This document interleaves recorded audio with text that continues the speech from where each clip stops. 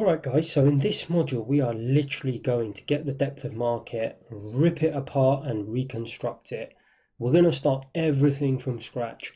Why are we going to do that? Well, guys, if many of you are like how I was when I first started out in a professional trading environment, and I was shown things like bids, offers, market orders, limit orders, resting orders, four columns, which is many more columns than I was ever used to seeing on a chart, demand and supply, and so on and so forth. Guys, I was completely lost, first couple of weeks. So I'm going to go on the assumption that, like, everyone may have got everything I've said so far, but I'm going to assume that there's a lot of you that haven't understood a lot of it or any of it. And I don't want you to worry, because that's the purpose of this module, and it's one of the most, or this particular section of the module, it's one of the most important sections in the entire course. It will show you, and you're not going to believe this right now, but how volume profile is constructed, how um, the footprint is constructed, and it's the very basis for how I trade the entire market, be it foreign exchange, be it the futures market, equities, oil, etc., etc. So what you got to understand, guys, is that there is a depth of market for every single product and service in the entire world. And right now, you probably think I'm crazy, but by the end of this, I can assure you, you're going to be sitting there laughing to yourself, thinking, oh my God, I've really been duped. The retail industry has really duped me into thinking that it's the squiggly little things on my line that's driving it. You're going to realize um, that the factors that drive the price on your screen are no different to the factors that are driving everything around you. It's just not obvious because the things around you don't have a visible depth of market. Whereas in the obviously futures market, and even in every single asset class, a depth of market, albeit not visibly, does exist. There's availability, there's demand. And I'm going to show you and actually build a depth of market for the banana market here, that they're identical. So to do that, I just need to quickly show you what a wholesale fruit and vegetable market looks like. The reason I've chosen this market, guys, I could have chosen any market in the world. In the initial module when we're doing our business plans, it made sense to use the examples of vocations. The thing about those type of products and services is they tend to, at least traditionally, be one way. So let me give you an example. Let's say you're a personal trainer or a hairdresser. Would you agree? Typically, you're going to walk into a shop, there'll be a supply in terms of availability of hairdressers, that's the supply. You're going to buy that, right? And you're going to have a haircut. What you're not going to do, which you typically do in a wholesale market, is you're not going to purchase that haircut, store it as inventory, and sell it to someone else. That's a two-way market, guys. But I don't want you to think that it doesn't exist or isn't possible. It is possible. It's possible to have a depth of market for haircuts if you really wanted it.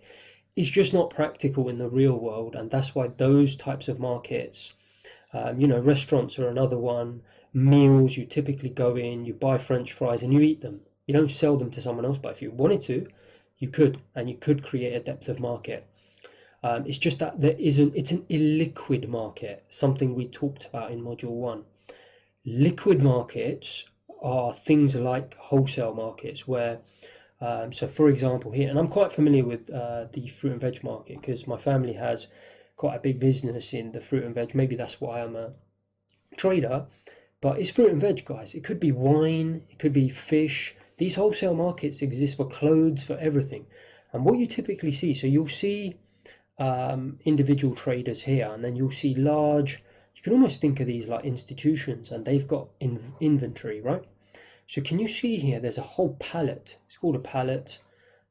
It looks like oranges to me. Let's say there's 100. So that's almost 100 units. Now that will have a price, won't it? This chap here will be selling it at $11 each, and buyers will come in, they'll buy that. What he may decide is that, oh, I'm going to sell my first 50 at 11, right? And if demand exceeds supply, the last 50, I'm going to raise my price to 12. So can you see, guys, demand and supply interaction are causing price changes. What this chap could then do, and that's why it's a two-way market, he will buy this and he will walk down there and he'll realize, he may think to himself, right, inventory of oranges is very short in this market. If I buy it for 11, I might be able to sell it for 12 up here. Right, guys? So I'm going to show you, right now it's not very clear, how this can be put into a depth of market. If you really wanted, with 4 columns, and if we just remind ourselves of what a depth of market looks like. So that is actually the treasury market, which is what we're going to use, but it's identical to, if you look here, euro dollar. Right, so that's the euro dollar market, that's availability, and then that's almost like the market orders, the demand, actual transactions taking place. So this will make sense in a moment when I actually start the example. I just want to explain to you a little bit visually why we're using a fruit and vegetable market. And then on top of that, guys, it can be any product you like it to be. So I've arbitrarily chosen bananas. We're all familiar with them. But guys, it could be apples. See some boxes of apples there. It could be potatoes. There's probably potatoes somewhere around here. Cucumbers. It could be anything. You can see there's so many products here. Each one of these will have a depth of market. And right now, you're going to laugh when I tell you this. But guys, the price of oranges, or I think that's potatoes there. Guys, the factors that are driving this are the same factors that are driving the price of, this could be pound dollar, this could be euro dollar, this could be US treasuries, which is what we're going to be looking at, and so on and so forth. So I've set the scene now visually, and I'll just quickly take you to the depth of market for bananas so you can see it here. Now, what I'm going to do is I'm just going to set up the depth of market for the US treasuries. I'm going to bring it across here and I'm going to show you exactly the similarities, or how identical it is, and what I need you to take away from this module, or this part of this module, is essentially the difference between market orders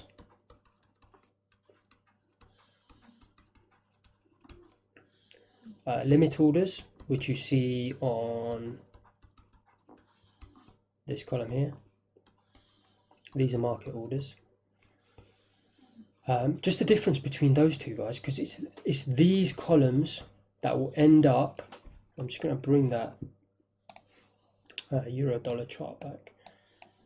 So there's euro dollar, and this is the US treasury market. As I showed previously, it's just a different product, doesn't matter.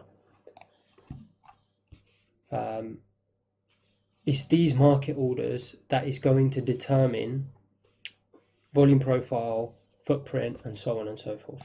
So that's why it's really important by the end of this module you understand the difference between market and limit orders, and you will understand it because I'm going to break it down and make it very simple.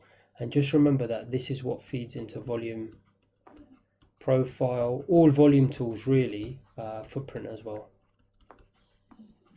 And as you know, volume profile and even VWAP, although we're not going to get into VWAP until the advanced course, but it's these two columns, guys, that's what's causing these to change value all the time. Right now may not make complete sense, but by the end of this I can assure you, and I'm actually going to build a volume profile, why this is. So really focus on these two things: market orders, limit orders, and how they're interacting and they're causing price to change. So let's get on with the example. I'm just going to clear that, and I'm going to bring the depth of market across. Okay guys, so here is the depth of market, which I'm just going to zoom into because it's a little bit small to make it easier for you to see. Now this is actually the US Treasury market, but don't be alarmed, I'm actually doing you a favor because you're going to thank me for it later. Hopefully you can see that. I'll just zoom in a little bit more.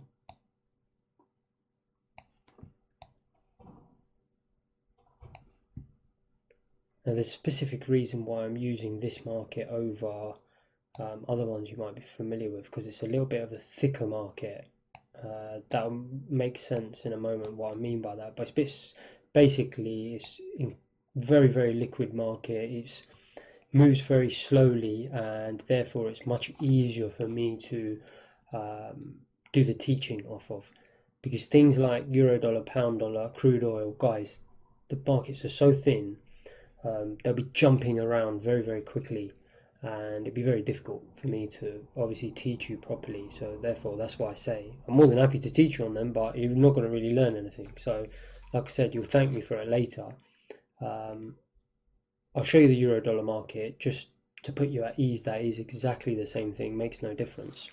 But the purpose of me putting these side by side is I just want to show you the banana market depth of market is identical, guys, to any other financial market depth of market. So that's euro dollar there, just so you can comfort yourself that it's identical to the treasury market. It's exactly the same. We kind of saw it here, didn't we? If I just scroll back, you can see all the depth of markets, guys. They're identical, same columns. 1, 2, 3, 4, 5, 6 columns in the S&P, 6 columns in US Treasury, 6 columns in pound dollar, 6 columns in euro dollar. Okay, they're all identical, and we've got 6 columns in the banana market. 1, 2, 3, 4, 5, 6.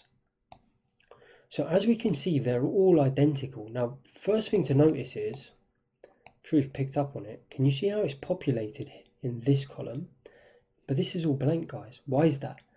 Again, identical to financial markets. On a weekend, this will all be empty. Okay, guys? And for an hour a day, the market shuts. The futures market, it's a halting period that the exchange shuts down for an hour. They reset things, etc., etc., and inventory goes away. And it's blank, exactly like this is blank. Same thing, volume profile resets. Bids and offers all disappear, market orders clear out. So what you got to understand, guys, is would you agree that on a weekend, a market like this is going to be shut?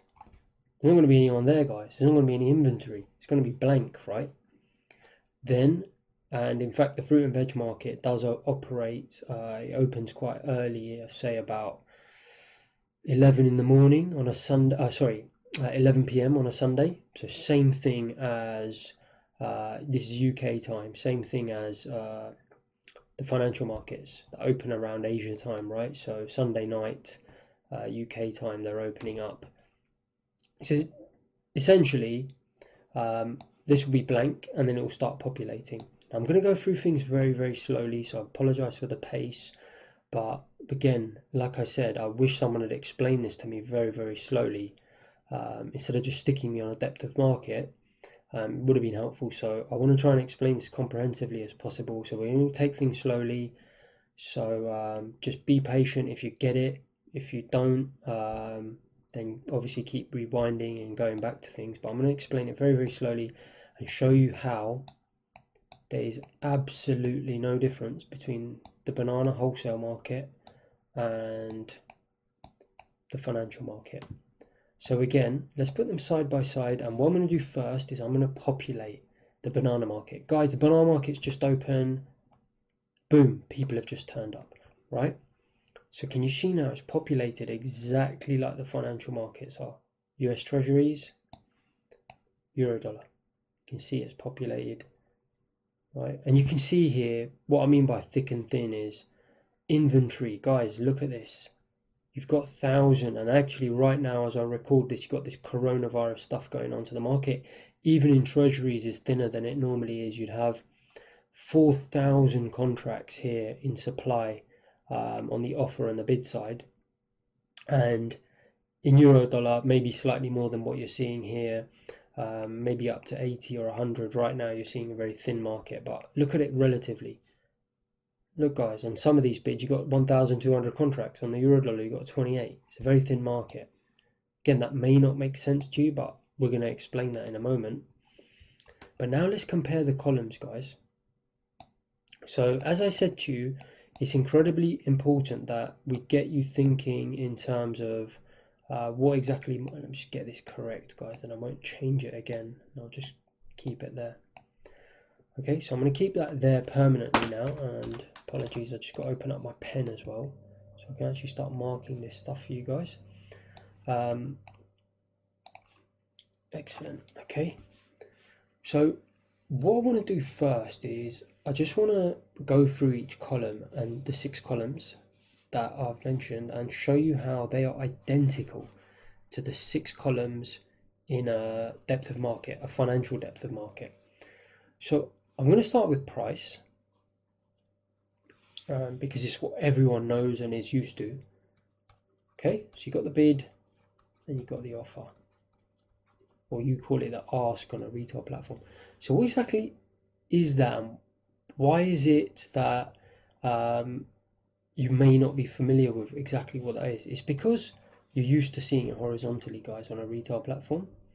Okay, so if we bring euro dollar across, can you see there 111.42 guys and 111.41 and a half? Okay, so same thing, bid and offer. So you've got 1.1142 40 and 1.11 well actually it'll be, pardon me, on your platform it will actually be this way, won't it? 1.1141 and a half, 1.1142. Right, let's get rid of that. So the point is, you're seeing the bid and offer that we see on a depth of market. You're seeing it horizontally, guys. On a depth of market, all it is vertical. So can you see that 111.45? That'll be your bid on a retail platform, right? And 111.42 will be the ask. So that's all that is, guys. It's the bid and the ask, but all it is vertical, just to make it easier to keep all the columns aligned, etc, etc. That's how it is on a depth of market. You're just gonna have to get used to it.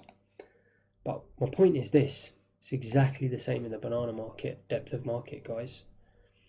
So what does that actually mean though? Would you agree, on your retail platform, if you want to sell euro dollar, you would sell at 111.41 and a half. If you wanted to buy euro dollar, guys, you would do 1.1142. Anyone that's used a retail platform has seen this, guys. No different to what you're seeing here. It's just a bid in a banana box and an offer in a banana box. If you wanted to sell bananas, you'd have to pay $10. If you wanted to buy bananas, you'd have to pay $11. Okay, like I said, I'm going to keep repeating myself a few times because obviously it's so important, this particular part of the module, that you get it, because it's going to help you understand the volume profile, footprint, so on and so forth. So, you know, I really can't repeat this stuff enough, in my opinion. And then here in the treasury market, guys, it's exactly the same. Bid and offer, which is the ask. Now, I apologize, my version of Sierra chart is not the latest version. I've been a bit lazy and not updated it, but so you'll see 28 here twice, but it's just because the treasury market moves in half tick increments, so honestly makes no difference. So that's 28, that's 28 and a half, that's 29, 29 and a half, 30, 30 and a half. Guys, in the financial markets, in institution, things are moving so fast, people won't even say 134 29, 134 28, they'll just say 28 and a half, 29. Where's your bid in treasuries? And someone will say 28 and a half. Same in euro dollar, guys. People don't say 1.1141 and a half. If you're on an institutional desk and someone says, where's your bid? It's 41 and a half. Or where's the bid? 41 and a half. Where's the offer? 42. So again, it's exactly the same here. 29 is the offer, 28 and a half is the bid. So that's the price, guys, the buying price and the selling price, right? Which again, you're very familiar with.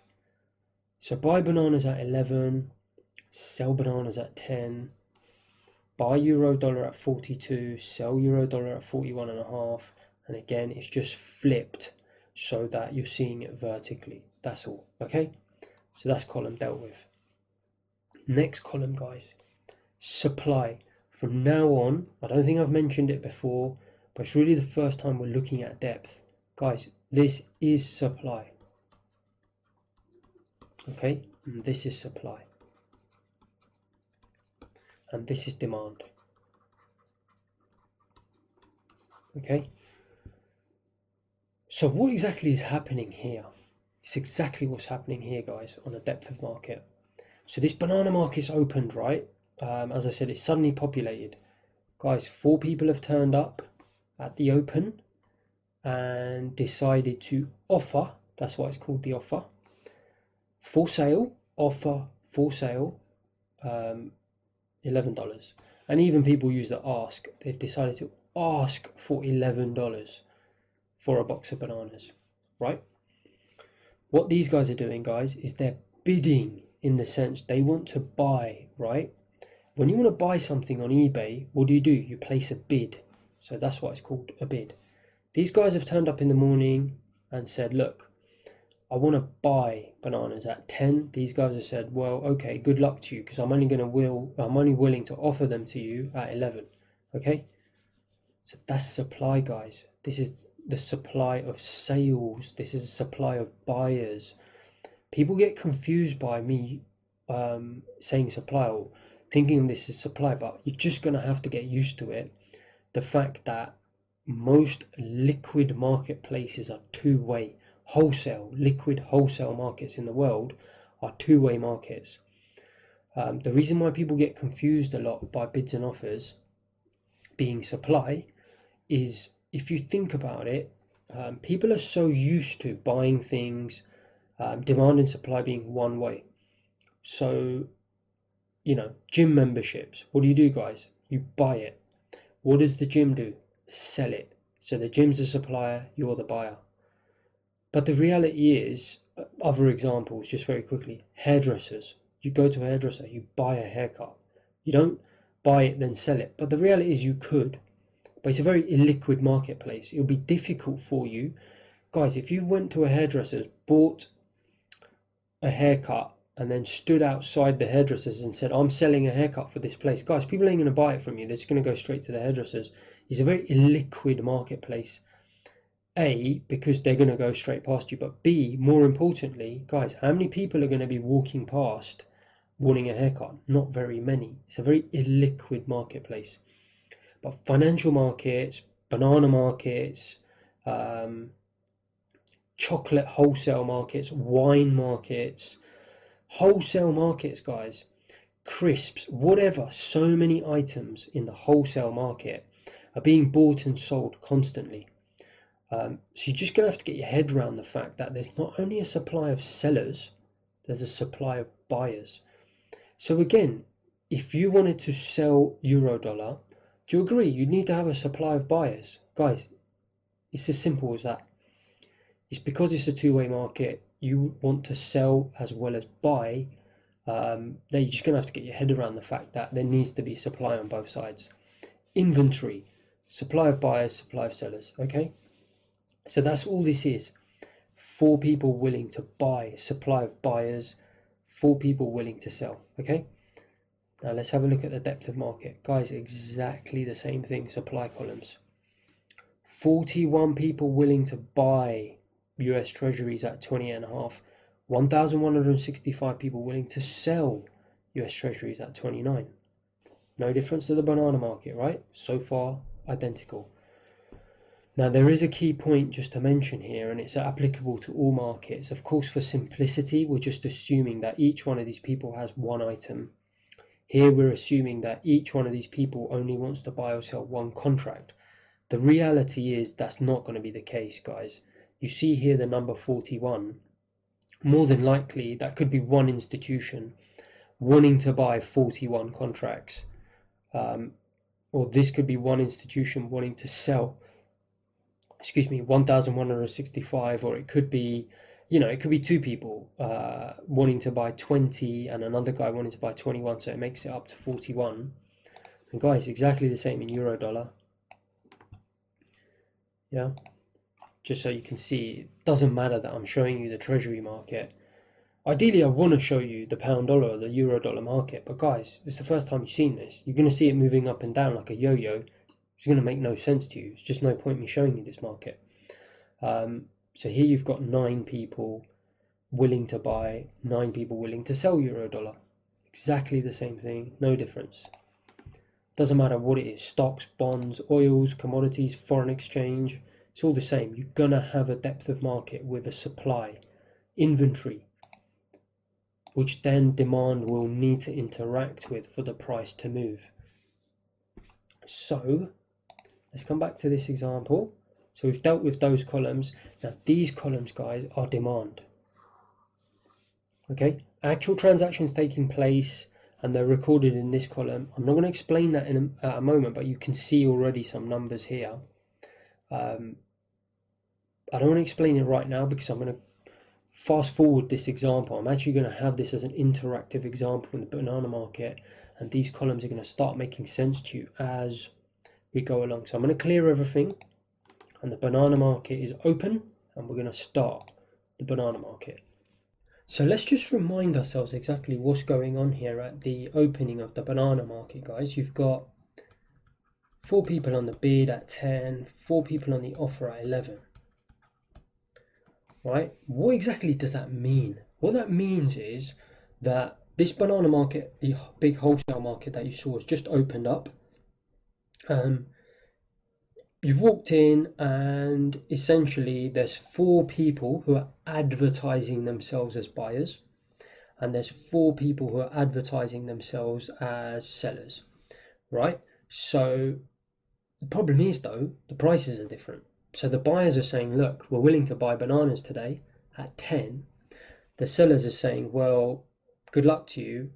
We're willing to sell them to you, but only at 11. Now, let's imagine that's you here. Okay, would you agree that unless you increase your price that you're willing to buy at to 11, you're not going to get a transaction? And unless this seller decreases his price that he's willing to accept, guys, there's not going to be any transactions taking place today. Either the buyer, you or whoever, could be anyone, or the seller has to lower his price, or the buyer has to increase his price. Guys, this is what's happening all day long in the financial market.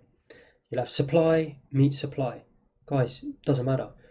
If you walk into Walmart, Costco, Tesco, any wholesale supermarket or something similar, guys, it doesn't matter if there's 10,000 bars of chocolate on the shelf, 1,000 bars, if that's supply, right? If no one comes in and actually buys the chocolate, guys, that chocolate ain't going nowhere. It's going to be stuck there. Same thing. Unless someone actually on the buy side stop being so stubborn, moves up and says, all right, I'll pay up, or someone on the sell side moves down and says, fine, I'll accept a lower price, guys, nothing's going to happen. And that's why this column is so important. It's the actual transactions taking place. It's demand. Whereas here you've only got supply. I'm just going to denote it as S and S. So anyway, an hour passes. Okay. And just probably important before I move on to the next step, that I just show you that it's exactly the same in financial markets as what I've just shown here. So if you look here, these 41 guys, right, at 28.5, 29, 20.5, 41 guys at 28.5 are willing to buy treasury notes. 1,165 guys are willing to sell treasury notes at 29. Guys, if these 41, one of them doesn't step up and say, fine, I'll pay 29, or if this guy doesn't say, fine, I'll accept 28.5, would you agree? Nothing is going to happen in this column. Nothing's going to happen. It's obvious, right? The exchange is not going to receive any market transaction. As far as the exchange is looking down, nothing's actually happened today in the market unless one of these sides moves. So, and it's exactly the same in euro dollar. I'll just quickly show you for the sake of completion. If you look at euro dollar, 14 buyers at 43, 18 sellers at 43.5, right? Unless, guys, one of these buyers steps up and says, do you know what? I'll accept that price for a purchase. i.e. I'll pay up, or this seller says, do you know what, fine, I'm willing to sell you euro dollar at 43 and moves down, i.e. eating into the supply, the buy side supply, guys, this price is not going to move. It's going to stay static all day long. So let's just clear that out. Now this is a really crucial point to understand, because on your chart, it's a big piece of information you're missing, guys. Let's say, I believe, as you know, on a financial market, there's no single price. There's a bid and an offer. There's always two prices, but for simplicity's sake, on a futures market institutional platform, usually it can be the last transacted price. It can also be the bid price. On the retail platform, it's typically the bid price. For the sake of keeping a single line, by default, you just see the bid on your chart. Well, guys, here, the bid is $10, right? For 1 hour, guys, a whole hour. I don't care if you've got candlestick charts or whatever you're using. If you've got 1 minute candles, 61 minute candles is going to be flat. 1 hour candles is going to be flat, guys.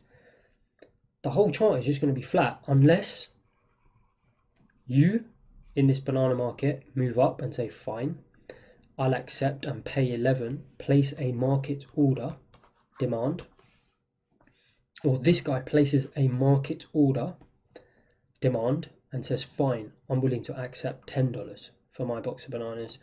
Same thing in euro dollar, same thing in treasuries, as I saw.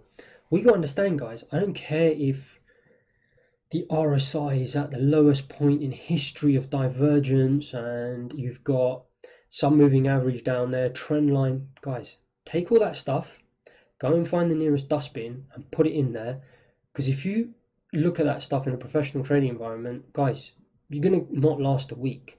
Why? Because this is what is driving the market, guys. Can you see? You're not seeing this on a chart. And this is why most professional firms will say, look, dump the chart. Don't even need to look at it for a good few months. I actually think a couple of weeks is fine for reasons that I'll keep going over in future modules. But essentially, what you need to understand, guys, is unless interaction of demand and supply happens in a certain way, price is not going to change. Why is that? Because if there's supply at 11 and no one buys that supply, guys, what's happening in the price? It's going to stay exactly the same. So anyway, it's been an hour, then it's been 2 hours, right? Guys, very, very stubborn buyers and sellers today in the market. Very stubborn banana seller, very stubborn banana buyer. You're being very stubborn. It's now been 2 hours. And let's say your boss phones you and says, look, your name's John. He says, John, we've got a customer order for this box of bananas. You've been in the market 2 hours. Where are you? What are you doing? And you say, no, I haven't bought it yet, boss. I'm waiting for my bid to get hit at 10. And he says, look, John, just pay up. Get the hell out of there. Pay up. Guys, it used to happen to me all the time. It's an institutional term. When I was on the institutional desk and I wanted to buy something and I was sitting on the bid, if I was being stubborn, my boss would walk over and say, pay up, Envy, just pay up. What does that mean? Increase your price. Place a market order. Become the demand side of the equation. Become aggressive. Lift supply out. Take supply at 11 out. Pay up in price. Okay? So you listen to your boss now. 2 hours later, you walk over to this guy and you say, fine, you win. I need that box of bananas. I'll pay you 11. He's happy. Okay, so a transaction takes place. Finally, do you see, guys, for 2 hours, it doesn't matter if there's 100,000 supply here and 100,000 supply of bananas at 11, and it's changing. And you're going to see on the depth of market, these columns are changing all the time. It doesn't actually record anything here until a transaction takes place, until someone decides to change their price and a market order happens. And prices won't change regardless of what happens in supply. It's to do with demand. So anyway, in this occasion, you step up and you pay 11. Okay, so you've got your banana now and you disappear. He's got his, he's happy, but where does it get transacted? So you're going to now see the actual inside columns of the depth of market populate, because an actual transaction's taking place. You're going to see a 1 pop up there, which you see there. Okay, and there's your volume profile. One transaction took place on the ledger, volume profile, whatever you want to call it. And don't forget, you're now gone. You're happy. You've got long. He's got short. So even though it says one, don't forget every transaction has a buyer and a seller. The reason it gets recorded here is because it's a market order placed on behalf of the aggressive participant. What does that mean? Well, guys, who changed their price? The buyer. Why is that important? Why do I care about that more than the fact this guy got short? Well, I care a lot because you just walked into the market, guys, in this banana market. I'm watching you. I'm looking at you from afar, right? And I'm thinking, oh, John over there, he was willing to buy at 10. All of a sudden, he's willing to buy at 11. He must know something. Maybe this market's about to go up. Do you see? I'm more curious about the fact that you were willing to raise your price than this guy who was just willing to sit there passively and accept it. So therefore, this is a column, like I said, I'm heavily watching, probably 95, maybe even 99% of the time. Oversupply, I'm looking at demand. This will be recorded in the footprint, and I'm going to show you in the next module, the footprint module, exactly how this shows up in the footprint. But it's basically this column is the footprint. And then volume profile obviously gets transacted there. So let's just clear these guys out, because don't forget, he's now happy. He sold his bananas. He might have gone home for the day. You've got your bananas and you've disappeared for the day to deliver it to a customer. So we'll just clear both these guys out. You see, they're gone now. But look, guys, price still hasn't changed. Why is that? Supply. You've still got supply at 11, right? 3 people still willing to sell, and you've still got 3 people willing to buy. So actually nothing has changed in terms of the price. Now, why is that important to me? Because if I buy, I'm only going to make money if the price changes.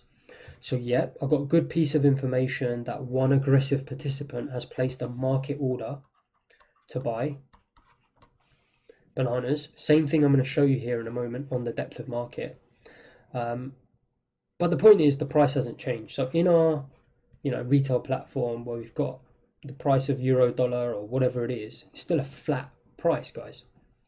Right? For that 2 hours, 2.5 hours it took for the first transaction to take place, guys, price is flat and nothing has changed. So can you see it's all demand and supply? If only one box is bought, demand, there's still plenty of supply. The price isn't going to change. You're going to have to clear out the supply. You're going to have to buy all the bananas before you start moving up to 12. So let's watch the passage of time now again. So what happens? Let's say another, it's been 2.5 hours. Guys, another couple of hours passes. As I said, wow, very, very stubborn market today. And I'm going to show you the same thing happening in the depth of market, euro, dollar, treasuries, any financial market. It happens. So this guy's next in line. Maybe he's a colleague of yours, and maybe he didn't have a client order for a box of bananas. Maybe he was happy to sit there and not raise his price in terms of his buying price to 11, and he just said, look, I'm happy to just buy at 10, and if I don't get it at 10, I don't care, I'm willing to go home for the day. And this guy who's a seller, guys, it's now been what, 2.5 hours, another hour, maybe another hour on top of that, talking 4 or 5 hours now. Market might be about to shut. He's getting nervous thinking, or it may be halfway through the day, and he's getting nervous thinking, well, we're already halfway through the day. What if I get stuck with this? Fine, I give in. He walks over and says, you know what? Here you go. You can have my box of bananas at 10. You win. So he says, great. But you see, it's an aggressive transaction, guys. He's lowered his price this time. Do you remember before? The buyer, you, had to raise the price that you were willing to buy at. That's why it got recorded as a buy, because you became aggressive and pressed the buy button on the market order. Here, although this guy's got long, he didn't actually press buy. What happened? Someone hit sell and sold to him and lowered their price. So you're going to see it recorded here as a sell transaction, which will get recorded with the exchange. It doesn't mean that only someone sold. It means that someone made the decision to sell to a buyer rather than the buyer making the decision to buy from the seller. So hopefully this isn't too confusing for you, but I promise you, once you've you know, opened up your depth of market and watched this happen a few times, it will become like second nature. But my point is here that the same thing is happening in a banana market, apple market, pear market, chocolate market, wine market, whatever you want to call it. It is actually demand that needs to eat into supply for the price to change. Because even though now what you see is the sale took place, this guy gets cleared out, right? He's happy. He wanted to buy. He got $10 for his purchase, as in he paid $10. And this guy got $10, but he wanted 11. But look, he got rid of his inventory. So he's gone maybe happy, maybe not as happy as his colleague was, because obviously his colleague got 11. He's having to accept 10, but then he's stuck around for much longer. And eventually paid down this time. So he's gone for the day, and he's gone for the day, right? So we're going to clear those out. Let's just clear all that out. Okay, sorry. There you go. So initially, as I said, you're going to see the 1 appear here, right? And there's your volume transaction because these two transacted, and look, they disappeared. So that's the point. So this guy paid down 1 market order column, and this guy paid up.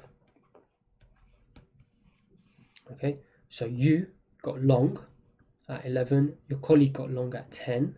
Okay, so he might be a bit happier than you, but it's just the way it is. And what happened here? The first seller got short at 11, this seller got short at 10, right? So he might be, a bit more disappointed than his early seller, but whatever, it is what it is. He got to sell and he went home. So can you see, guys, the dynamic has suddenly changed. Before, we had an aggressive buyer. Now we've got an aggressive seller. So it's kind of 1-all. And that's why the market order column is crucial, because it's telling me and showing me the aggression from both sides is kind of equal at the moment. And just notice finally, before I start and hit play on the depth of market, that, guys, there's still supply on both sides. So the price is going to stay the same, albeit less supply. There's still supply on both sides. So we haven't actually moved for 4.5 hours. On this chart that we were showing before at $10, we've been static. Okay, so what we're going to do now is just clear that out. I'm just going to hit play on the depth of market and show you the same 2 transactions on a depth of market.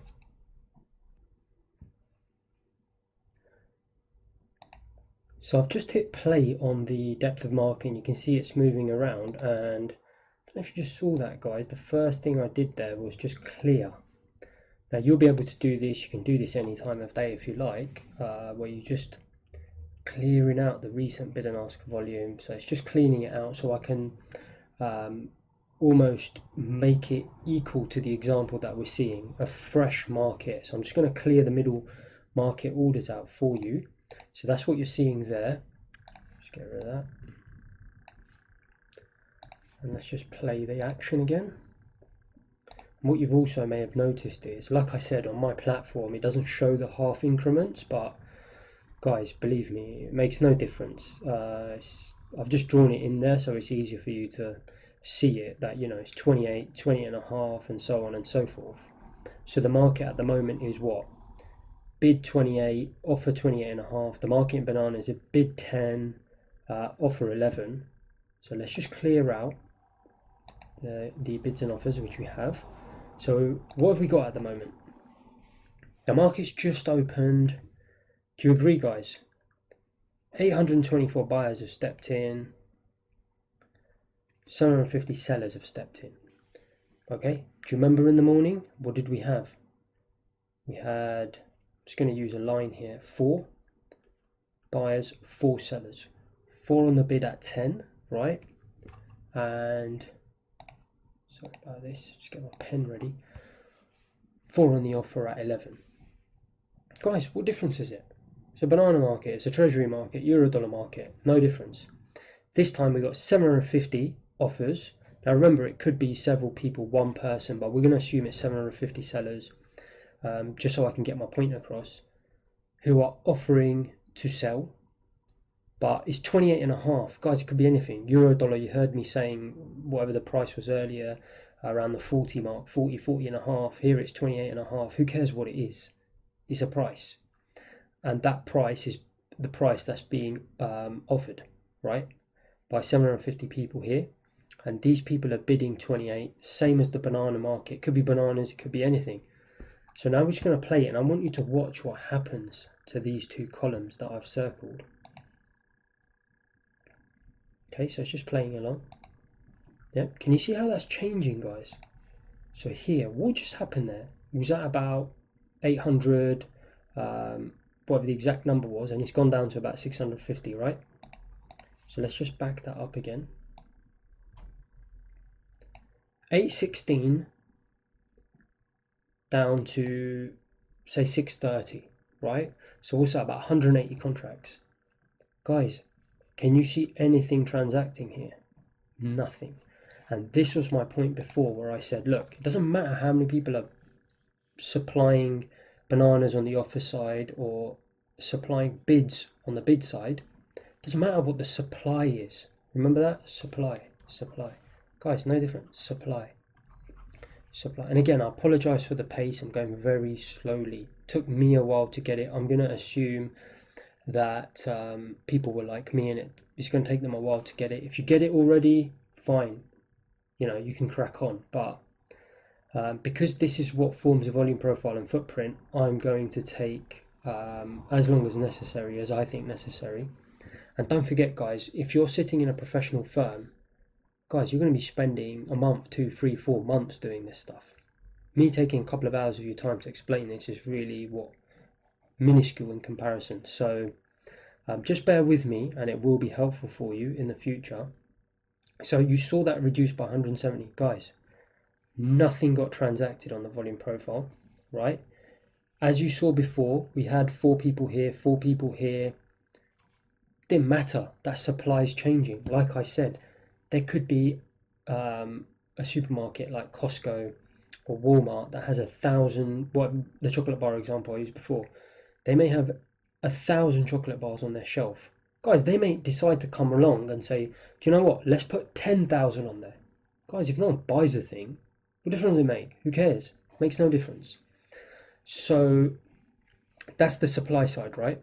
So what's happening is buyers have decided to step off the gas a little bit, but it's made no difference because no transactions have taken place.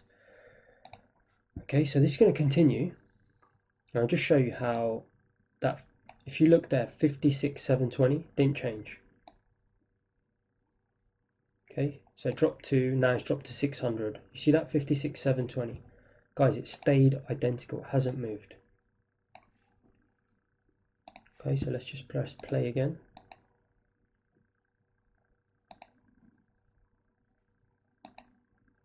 Okay, do you see what happened there, guys? So let's back it up. Do you see how that suddenly increased to 1,258 from 700? Okay, so it was at 600, so went down to 600.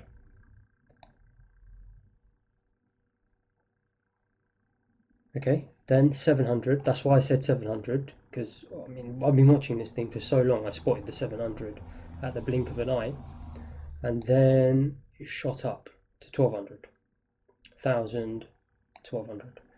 Okay, so 500-600 people came along and decided to say, oh, I'm ready to buy. Guys, what's happened? Nothing.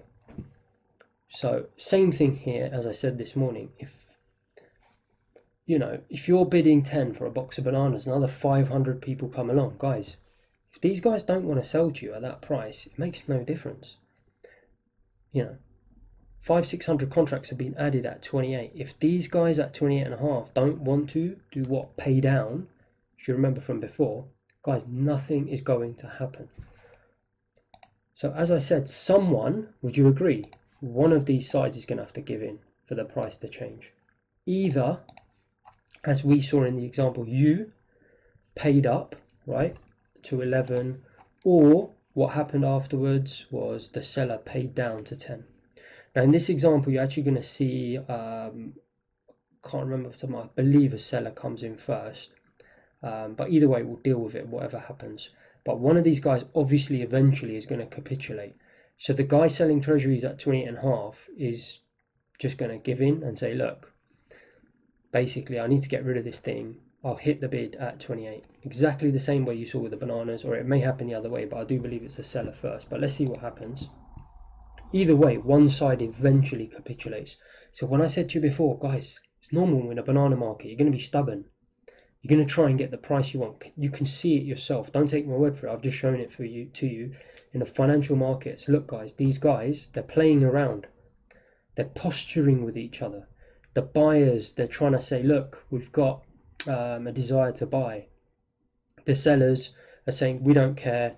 They're also playing around with their offer side. But at the end of the day, who cares? Because no one's actually placed a market order. So let's continue with the action.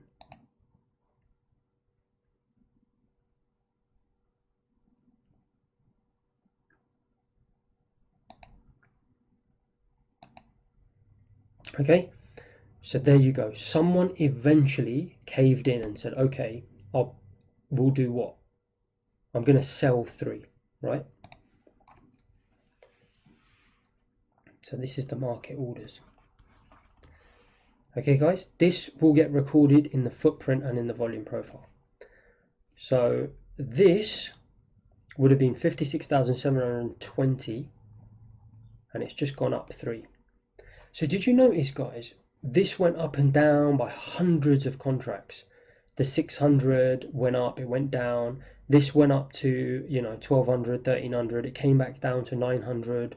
But guys, nothing changed. The only thing that mattered was someone decided to pay down. And I hope this is starting to make sense now. That's why I spent so long with it on the banana market, because there is absolutely no difference, guys. Okay? People think I'm exaggerating when I tell them it's like the banana. They think it's similar. Guys, it is identical. No difference. Supply and demand. So we had supply on either side, but there was no demand to buy or sell. Suddenly demand came in to sell 3 contracts. Same way, did you see? The person stepped down and said, fine. You know what? I'll sell you my bananas for 10. This guy said, fine, I'll sell you my treasuries for 28. Could be euro dollar. Someone has 600 contracts to offer and says, fine, do you know what? I'm going to sell them euro dollar at 28. No difference. And I will show you on the euro dollar market later. But as I said, that thing just flies so fast. You're going to be happy that I'm showing you this, because on that you will learn nothing initially. So let's continue the action. Just quickly draw these back on so it's easier for you. 29, 29 and a half, 27 and a half, 27, 26 and a half, 26, 30, 30 and a half. So now we're going to continue the action. Now let's see what happens. Do buyers step in? Do sellers step in?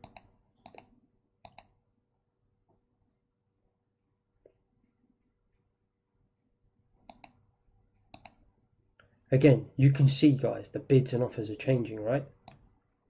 So let's just crank this back. Bids and offers are changing. I'll show you the market sell order that came in. Bang, 3 came in. But look, yeah, you see the 844 there? Keep an eye on the bids and offers, guys. And even these are changing. This has gone up to 1,500 and so on and so forth. But at the moment, I'm only concerned with the best bid and the best offer, because I'm trying to keep it basic for you. So just notice how that's changing. 857, 813, 850, 844, 927, 955. Do you see? It doesn't matter, guys. The supply is changing, but nothing is changing in the volume profile and no market orders are being made. So the footprint isn't being updated, volume profile isn't changing. Now let's continue the action. As I said, we're waiting to see which side gives in eventually. And there you saw it. So what happened, guys? It's like you. Do you remember the example where I said your name's John, and you were sitting there on the bid, and eventually what happened? You got fed up of waiting. Your boss called you and said, look, you need to buy that box of bananas, pay up. What happened, guys? One of these buyers, or 45 more accurately, was sitting on the bid, right? They were sitting there at 28. Maybe they got a call from a boss, probably not, because it's a financial market and it moves so fast. It could have been an algorithm, anything, any reason. Typically what's happening, guys, it's beyond the scope of this module, but I will tell you now that the algorithms are watching these bids and offers. They'll be watching volume profile. They'll obviously be watching not necessarily the footprint, but the information on the footprint, i.e. the market orders. And that's what they'll use as a basis to make a decision, whether to throw in the towel or not. But what did they do? They threw in the towel. Eventually they got fed up of waiting for someone to do what? Transact with them at 28, i.e. sell to them. So what did they do? They basically went and bought. Rather than wait, why would they wait for someone to sell to? Because if someone sells to you, you get long. So they wanted to get long at 28. Eventually they threw in the towel, said, fine, I'll pay up 20.5. Guys, I'm sorry to keep repeating this point, but it's so important, and I hope you see it in a positive light. I keep saying it. I'm not trying to patronize anyone, but like I said, I didn't get it at first. It took me ages to wrap my head around it. So hopefully this is actually proves useful to you, the fact that I keep saying it. Could be a box of bananas. $10 sitting on the bid. Let's say this said 10. 45 people were sitting there, just like you, John, were sitting there. Got a call and said, look, pay up. What did they do? They said, fine, we'll pay up to 11, we'll pay up to 20.5. That was 10, then it's pay up to 11. 10 to 11, 45 people. Okay, they bought from who? Do you remember we took the supply out here? There was the seller. So these 45 placed market orders with the supply side, pending orders, resting orders. So they got taken out. The thing is, and this is where the example ends now with the depth of market, because you see we've had the same two-sided transaction happen. Selling and buying, aggressive selling and aggressive buying. It wasn't as aggressive, but for the purposes of this example, we've at least shown that there's been selling and buying on both sides. So on my footprint, guys, it will show, you've seen it, the candlestick with the footprint, it will show 3 and 45. These numbers. On the volume profile, this will go up plus 3, and this will go up by 45 plus 45. Okay, so this would have said 38,262 minus 45. So I'll just show you that. Okay, so 38,217. If you add 45 to it, feel free to do it on a calculator. You're going to see it goes up to 62. So just fast forwarding this slowly. There you go. You see that? 62. 17, 45 pops in, 62. So can you see, guys, the supply side is not moving the volume profile. It's the market orders. It's demand. 45 were demanded. Yes, people got short and people got long, but all we care about is the people that actually did what? Sat there and were happy to move their price up. Because what does that tell me? That tells me that this market is getting aggressive. And this is the beauty of the footprint and volume profile, is I can see in terms of transactions happening, they're building at higher prices, and the footprint is telling me 45 people got aggressive versus 3 people getting aggressive on the sell side. So 45 people got aggressive on the buy side versus 3 on the sell side. Here it was 1-all. You know, whatever it is, obviously we'll be able to see that on the footprint in terms of the market orders. So what I'm going to do is I'm going to stop this. We're going to go back to the footprint, to the banana market, and we're going to continue the banana market, and then we'll come back to the depth of market. But one final point to note, again, just for completion's sake, because I mentioned it a few times here, was, did you notice, guys, these two transactions have taken place? Yeah, we've seen actual market transactions taking place. Guys, what's happened to the price? Nothing. It's identical. Okay, do you remember when one was bought, one was sold? Guys, the price didn't change. Why was that? Because I said to you guys, there's still supply of bananas on the sell side. There's still a supply of bananas on the buy side. What's happened here? 45 contracts have been bought aggressively by the buy side. The blue army have pushed up, as I said in the first part of this module. But have they been able to infiltrate the defenses of the red army, i.e. the sellers? No, because there's still supply, guys. They haven't cleared out the supply. So only when they clear this supply out, eat into the sell orders, market orders, will the price tick up. We're going to show you that, and that's the point. I'm going to come back, show you that happening in the banana market, and show you how things get interesting, and then we're going to show you that in the depth of market example. So I'll just clear this, and we'll come back to the banana market now. Okay guys, so we're back to the banana market now, and let's just remind ourselves of what's going on. We've still got supply at the bid, and we've got supply in the offer. So there's still supply at both prices, right? Supply, market orders, which is demand. I'm sorry to repeat myself, but I'm just going to keep saying it again and again and again until everyone gets it. Just trying to treat everyone equally and just assume that, you know, there's going to be people that don't get it like I didn't. So I'm just going to keep saying it again and again and again. But we've got 2 and 2, so pretty even market. Now let's assume that more time goes on, okay? And these guys start, there's 2 possibilities, okay? These guys look at their watch and think, oh, the day's cracking on now. I've got customer orders. I've waited long enough, and you know, there's a danger that the market shuts and I don't get filled. So they decide to buy.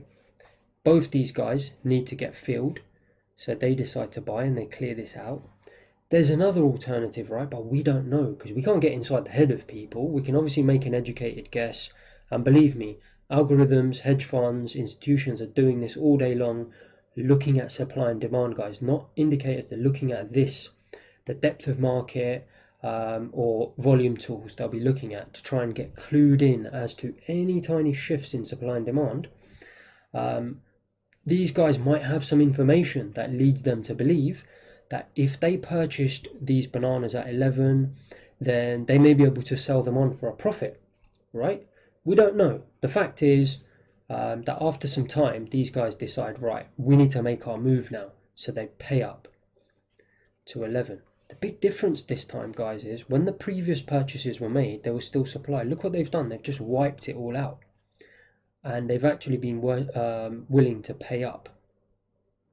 So here's the crucial thing. Again, can you see? This is absolutely crucial information to me, because I'm looking at this thinking, hang on, there's 2 guys out there, they were bidding at 10, but they've been willing to pay 11. That's demand. That tells me there's demand in the market for bananas.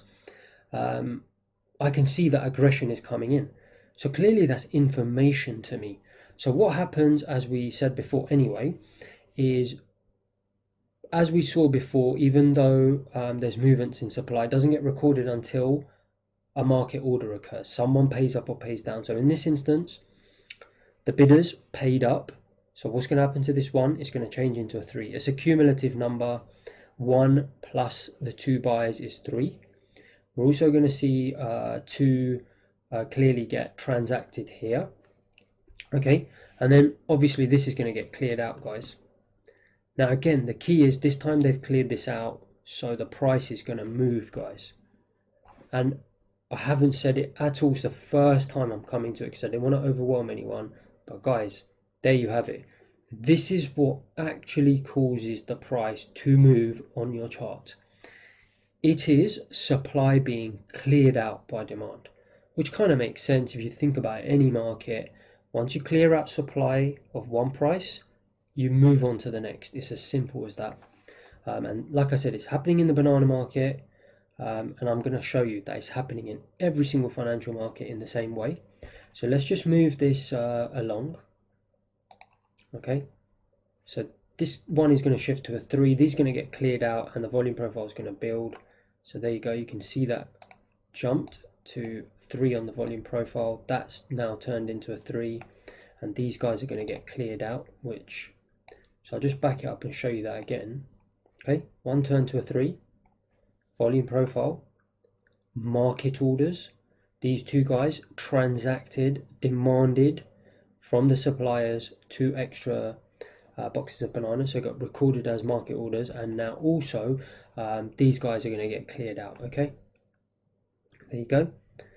Now this is where, guys, things get really interesting, because again, we don't know the exact reasons for this, but these two guys, can you see they're still in the market? Before, what did we have? When you bought your box of bananas earlier at 11 because you were willing to pay up early in the morning, do you remember? You disappeared for the day and the seller disappeared for the day. Here, fine, supply's been cleared up, but look, these guys are still sticking around. We don't know why this is. This could be, reasonable explanation could be that, yep, they've got those client orders that they need filling before the day's out, and obviously they're worried that they'll miss out and the market will shut. But also,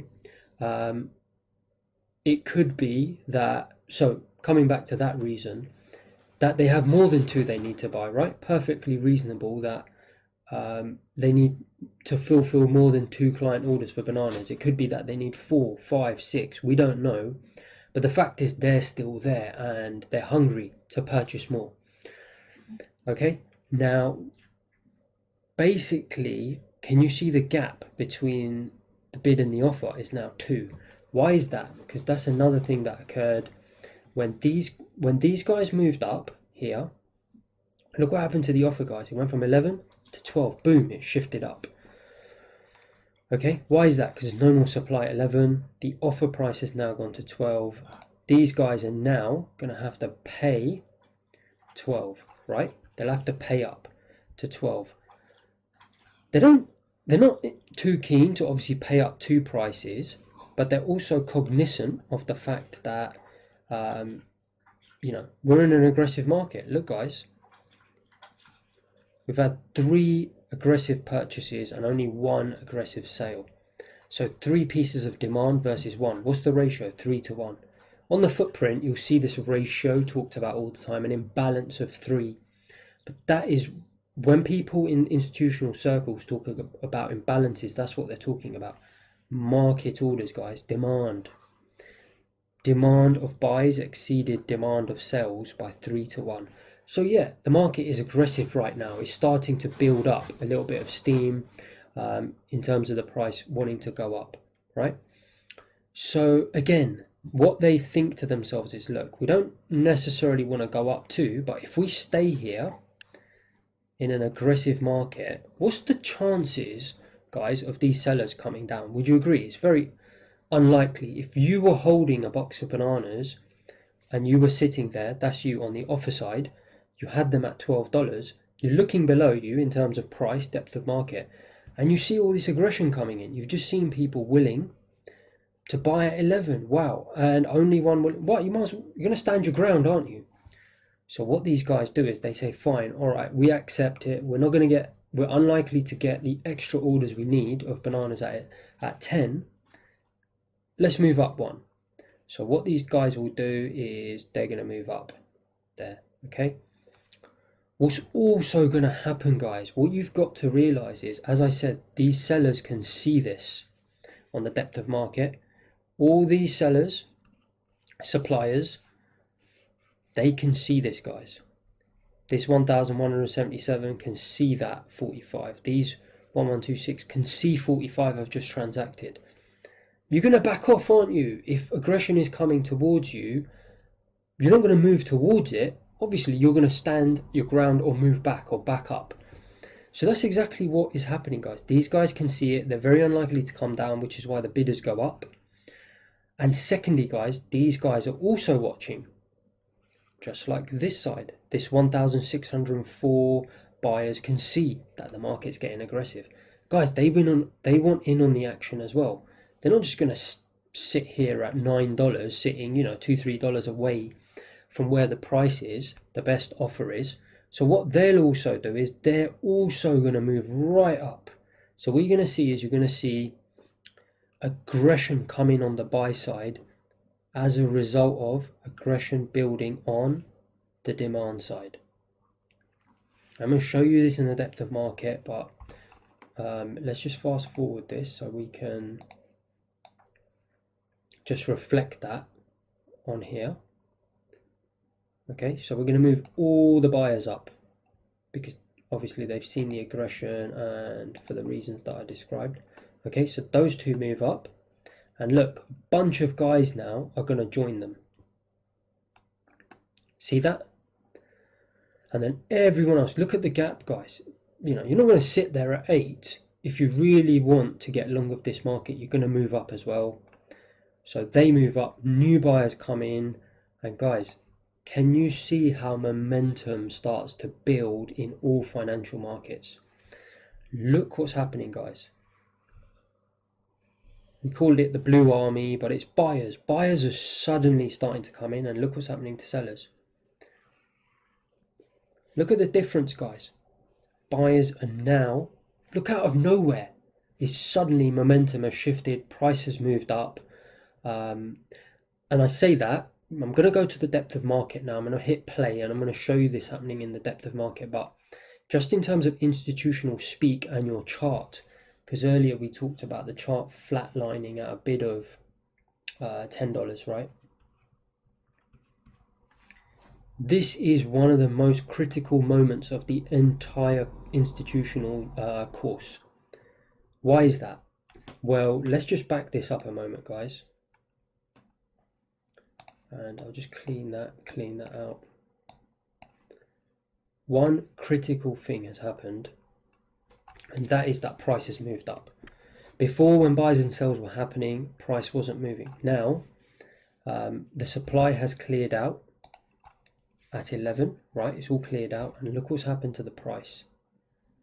The bid that was at 10, offer was at 11, offers moved up to 12. Look what happens to the bid, guys.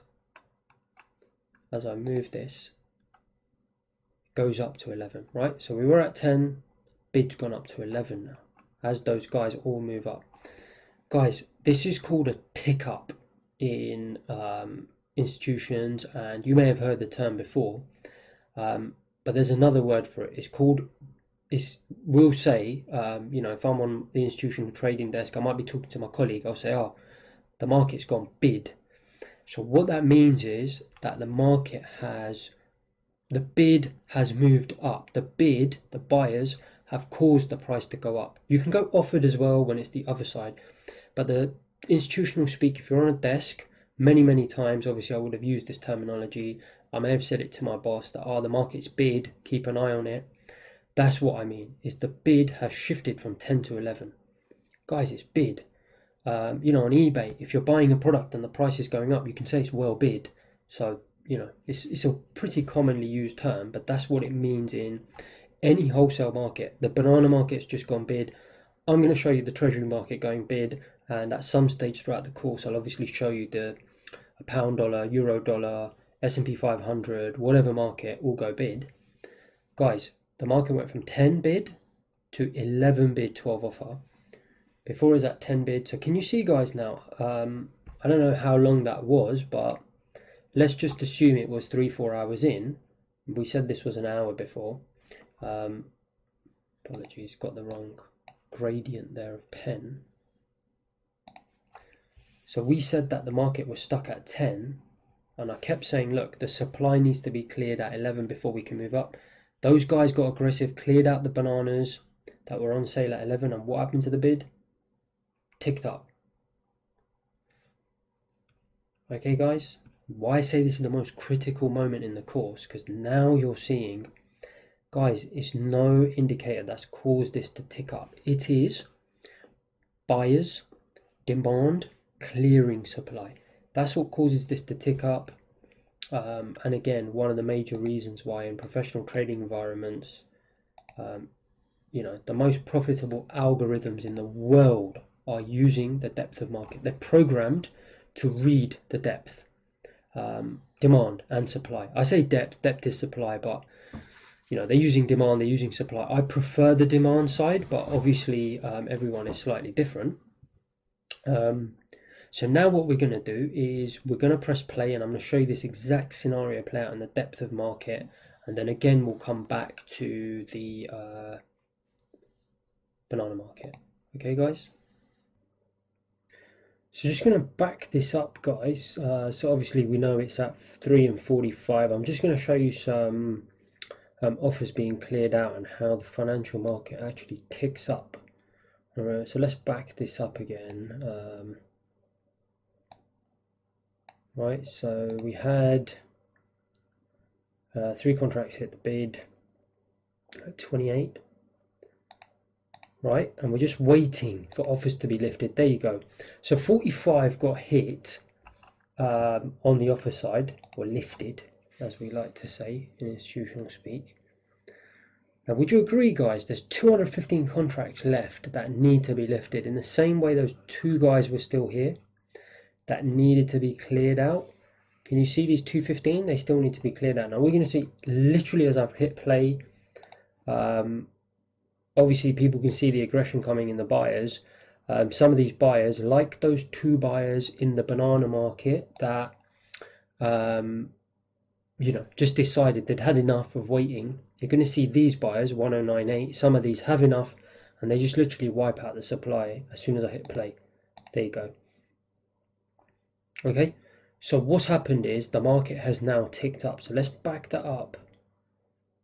Okay, do you see that? So it went from 3, so we went from 28, 20 and a half to and we ticked up, guys. We went bid up.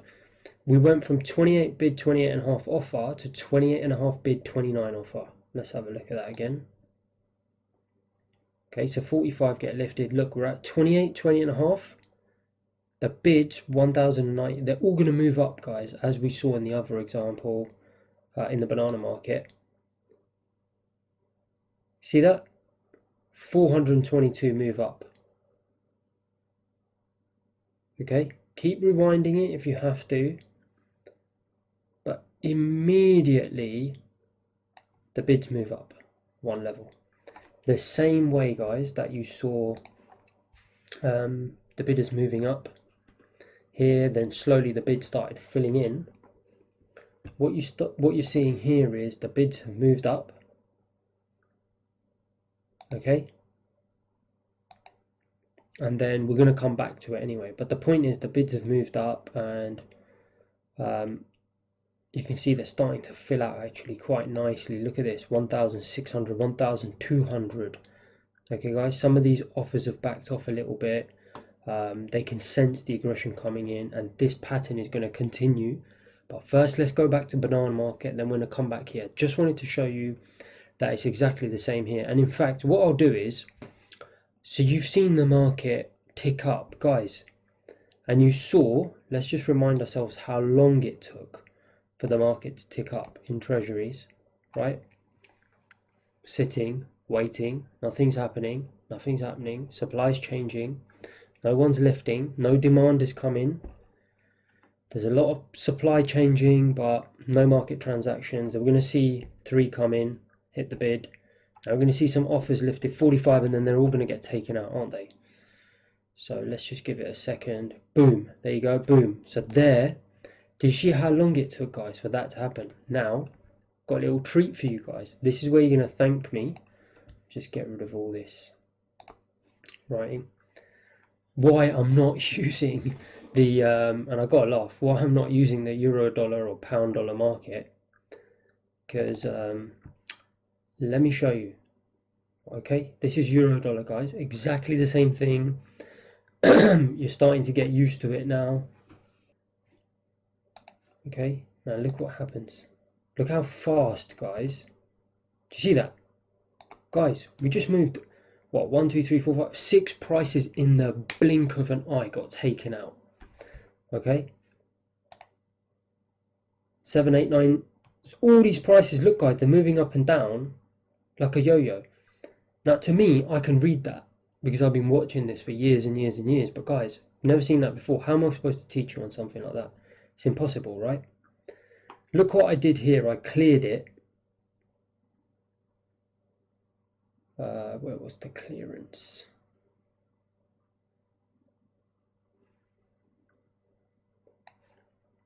There. And look how quickly. Literally within, what, within 1 or 2 seconds of me clearing it, it's just started moving again. Can you see it, guys? Look how many prices we're just eating through supply. Demand is just eating through supply, just like that. And that's the one I was actually looking for. Thought I saw it a second ago, but I'm not too good at using this thing. Can you see it? There. I clear out and look how quickly they come back. Clear, boom, straight away. Levels being taken out. Guys, I'm not going to be able to teach you on that, am I? Eventually, if you watch it long enough, then you'll be able to pick that up, what's going on, pretty quickly. But as I said, I don't really watch the depth of market too much these days. I prefer the demand side of things. But when we come to do the review, I'm going to obviously ask you guys, look, please go and watch this thing give it 2-3 weeks, and believe me, you'll pay dividends for the rest of your trading career. But for now, we're going to go back to the banana market and pick things up, guys.